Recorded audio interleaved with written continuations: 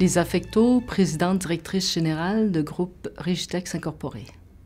En 1998, mon père a vendu les parts de son entreprise et à ce moment-là, nous avons décidé, mon frère et moi, de démarrer Régitex. En 2001, nous avons agrandi l'entreprise, doublé la capacité et nous produisions à ce moment-là des fils destinés pour le milieu de la mode et pour l'ameublement. En 2004, voyant un peu ces milieux-là diminuer au profit de la Chine, nous avons pris la décision d'aller dans le domaine de la protection.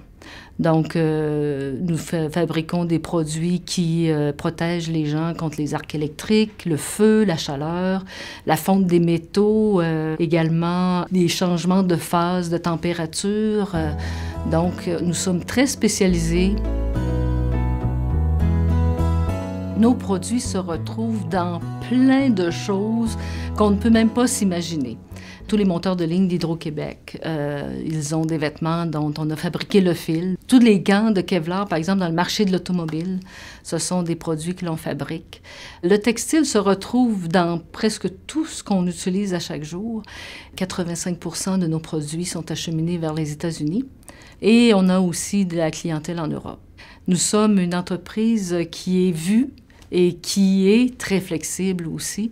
C'est facile pour nous de se retourner et de fabriquer des choses très particulières parce qu'on a en main les fibres qui sont fabriquées à travers le monde.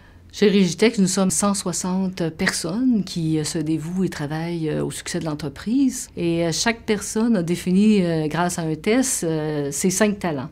Ils sont affichés dans notre salle de conférence et à chaque fois qu'on se réunit en équipe, c'est très rare qu'on ne parle pas des talents d'une personne parce qu'à chaque fois, on va aller chercher le meilleur de la personne pour justement trouver les meilleures solutions, les meilleurs projets et accomplir les meilleures choses ensemble. Et je dis toujours que tout seul, ça va plus vite, mais ensemble, ça va plus loin. Et j'ai à cœur que les entreprises au Québec prospèrent et qu'elles réussissent bien. Ça a été un peu le mandat que je me suis donné, là, de restimuler ces entrepreneurs à voir grand et d'avoir confiance en l'avenir. J'aime les défis, puis j'aime me faire défier, parce que faire toujours dire oui, pour moi, j'avance pas. À chaque fois qu'on est dans l'inconfort, on avance.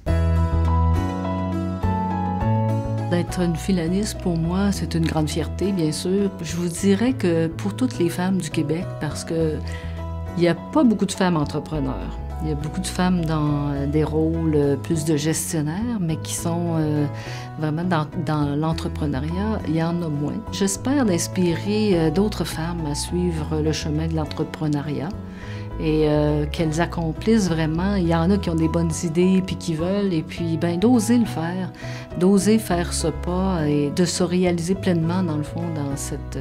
j'espère d'inspirer ces femmes et ces hommes aussi, bien sûr.